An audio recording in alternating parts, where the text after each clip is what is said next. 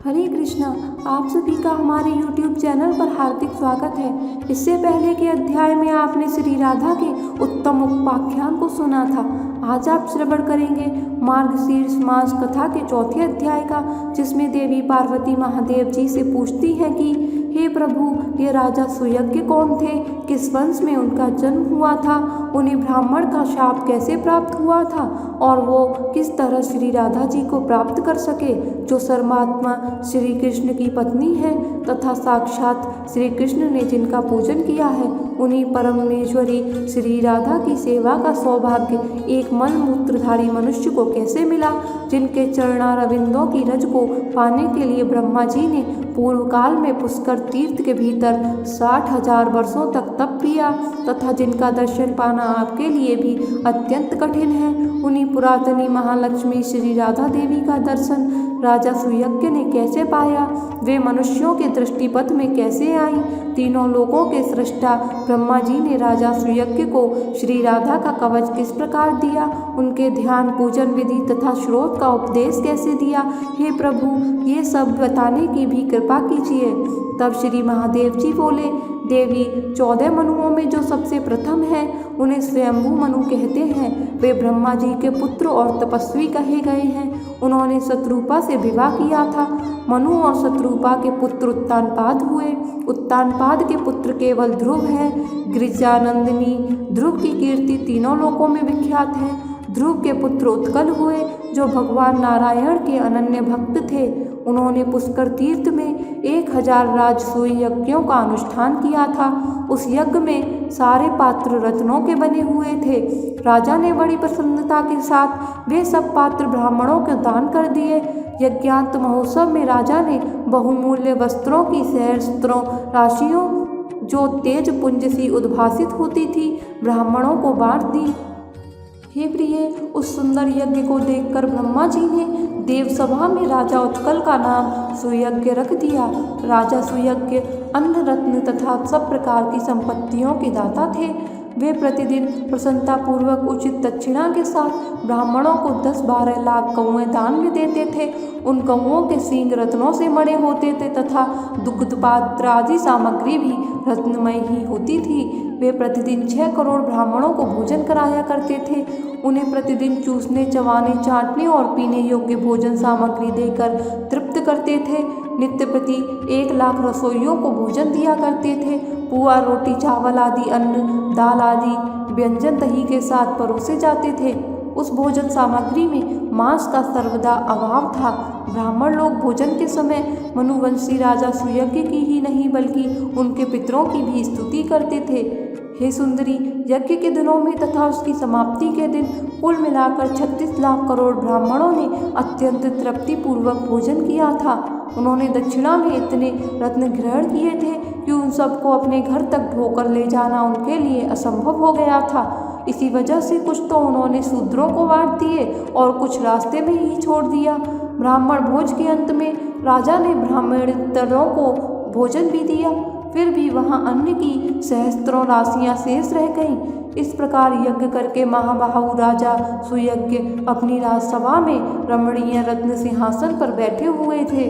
वह सिंहासन रत्नेंद्रसार से निर्मित अनेक रत्नों से सुशोभित था। उसे अच्छी तरह से सजाया गया था। उस पर चंदन आदि सुगंधित वस्तुओं का लेप हुआ था। चंदन पल्लवों से उसकी रमणीयता और बढ़ गई थी। वहाँ वसु, वासव, चंद्रमा, इंद्र, आदित्य गण, मुनिवर, नारद तथा बड़े बड़े देवता विराजमान थे। उसी समय वहाँ एक ब्राह्मण आया जो रूखा और मलिन वस्त्र पहने था। उसके कंठ, ओंठ और तालू सूखे हुए थे। उसने मुस्कुराते हुए हाथ जोड़कर सिंहासन पर बैठे हुए पुष्पमाला और चंदन से चर्चित राजा को आशीर्वाद दिया। राजा ने भी ब्राह्मण को प्रणाम तो किया, लेकिन वे अपने स्थान से उठे नहीं। उस सभा के सभासद भी ब्राह्मण की ओर देखकर खड़े नहीं हुए। वे सभी थोड़ा थोड़ा हंसते रहे। तब वह श्रेष्ठ ब्राह्मण मुनियों और देवताओं को नमस्कार करके निरंकुश भाव से वहाँ खड़ा हो गया और क्रोधपूर्वक राजा को शाप देता हुआ बोला, ओ पामर, तू इस राज्य से दूर चला जा, श्रीहीन हो जा तथा शीघ्र ही कलित कोढ़ से युक्त, बुद्धिविहीन और उपद्रवों से ग्रस्त हो जा। ऐसा कहकर क्रोध से कांपता हुआ ब्राह्मण सभासदों को शाप देने के लिए उद्यत हो गया। जो लोग वहां हंसे थे वे सब उठकर खड़े हो गए। उन सब ने अपने दोष को स्वीकार कर लिया, अतः उनकी ओर से ब्राह्मण का क्रोध समाप्त हो गया। राजा उस ब्राह्मण को प्रणाम करके भय से कातर हो रोने लगे। वे व्यथित हृदय से सभा के बीच से बाहर निकले। तब गूढ़ रूप वाले वे ब्राह्मण देवता भी ब्रह्म तेज से प्रकाशित होते हुए चल दिए। उनके पीछे पीछे से भय से कातर हुए समस्त मुनि भी चले और बारंबार उच्च स्वर्ग से पुकारने लगे, हे विप्र, ठहरो ठहरो।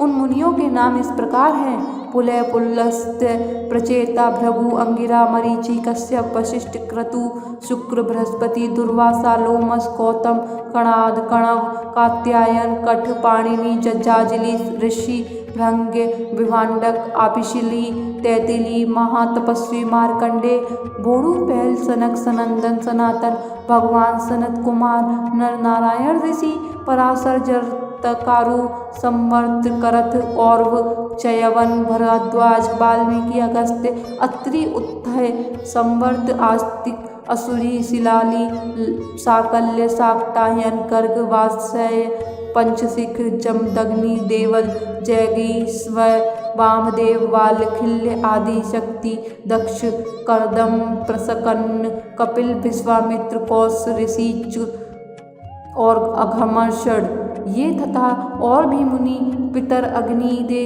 हरिप्रिय, दिक्पाल तथा समस्त देवता भी ब्राह्मण के पीछे पीछे चले।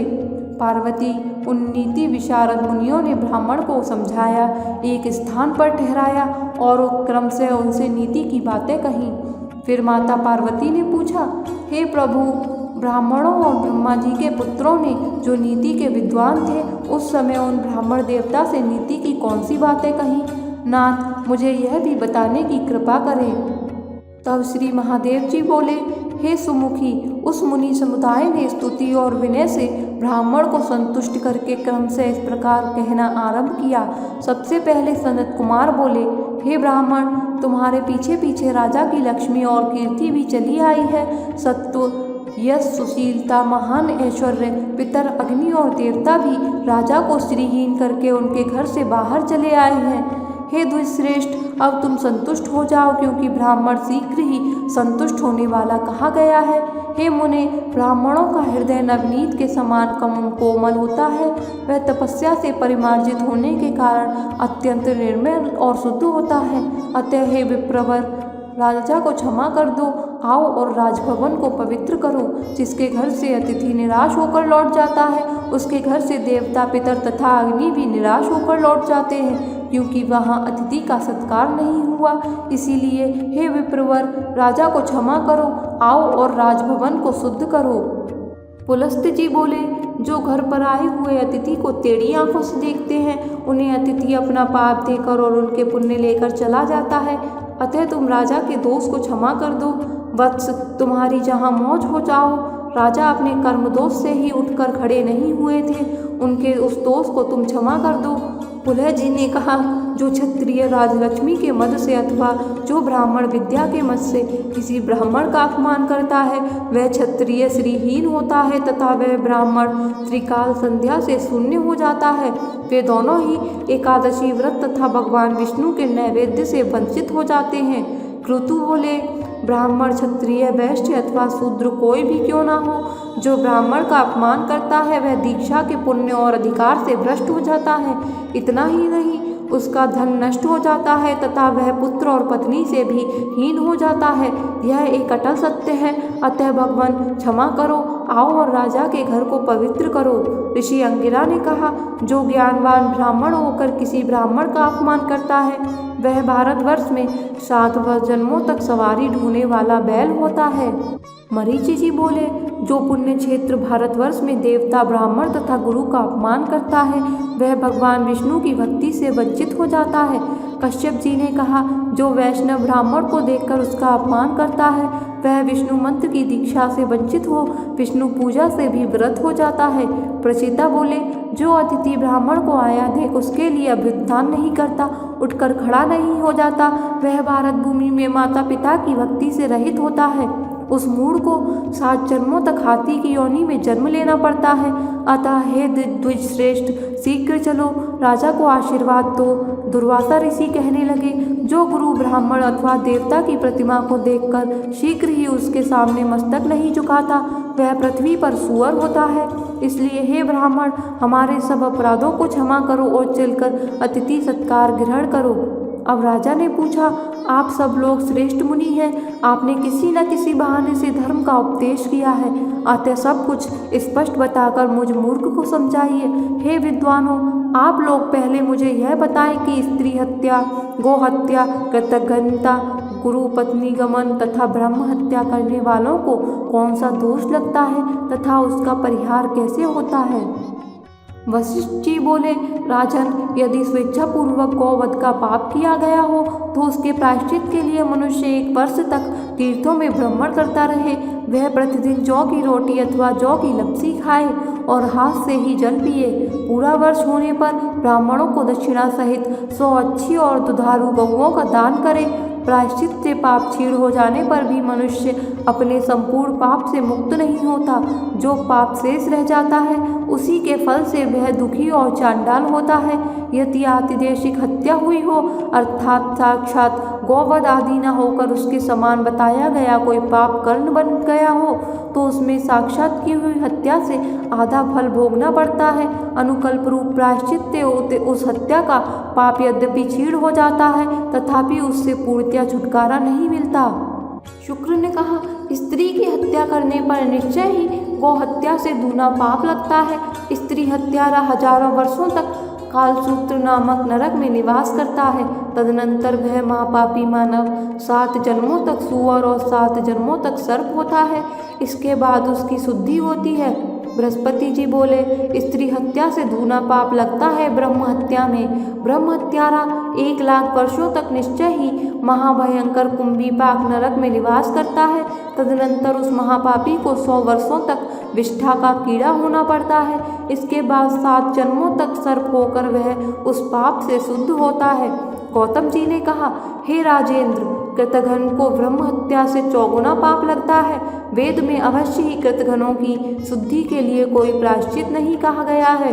तब राजा ने पूछा, हे वेदवेत्ताओं, मैं श्रेष्ठ महर्षि, आप मुझे कृतघ्नों का लक्षण बताइए। कृतघ्नों के कितने भेद हैं और उनमें से किस दोष की प्राप्ति होती है। तब ऋषि भृंग ने उत्तर दिया, सामवेद में 16 प्रकार के कृतघ्नों का निरूपण किया गया है। वे सब के सब प्रत्येक दोष से प्रत्येक फल के भागी होते हैं। सत्कर्म, सत्य, पुण्य, स्वधर्म, तप, प्रतिज्ञा, दाग, स्वगोष्ठी परिपालन, गुरुकृत्य, देवकृत्य, काम कृत्य, द्विज पूजन, नित्य कृत्य, विश्वास, परम धर्म और पर प्रदान, इनमें स्थित हुए मनुष्यों का जो वध करता है वह पापिष्ट कृतघ्न कहा गया है। इनके लिए जो लोग हैं वे उस जन्म से भिन्न योनियों में उपलब्ध होते हैं। हे राजेंद्र, वे पापी कृतघ्न जिन जिन नरकों में जाते हैं वे नरक निश्चय ही यमलोक में विद्यमान हैं। तब राजा सुयज्ञ ने पूछा, हे प्रभु, किस प्रकार के कृतघ्न कौन सा कर्म करके किन किन भयंकर नगरों में जाते हैं, इसे एक एक करके मैं सुनना चाहता हूँ। प्रभु कृपया आप बताने की कृपा करें।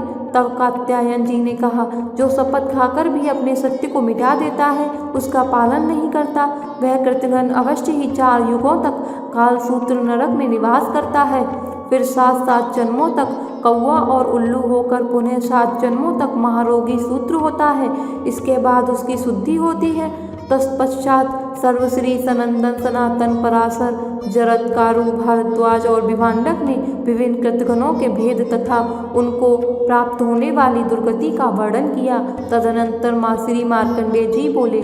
मार्कंडेय जी ने कहा, हे नरेश्वर, शूद्र जातीय स्त्री के साथ समागम करने पर ब्राह्मण को जो दोष प्राप्त होता है उसका वर्णन वेदों में किया गया है। मैं उसे बताता हूँ, सो सावधान होकर सुनो।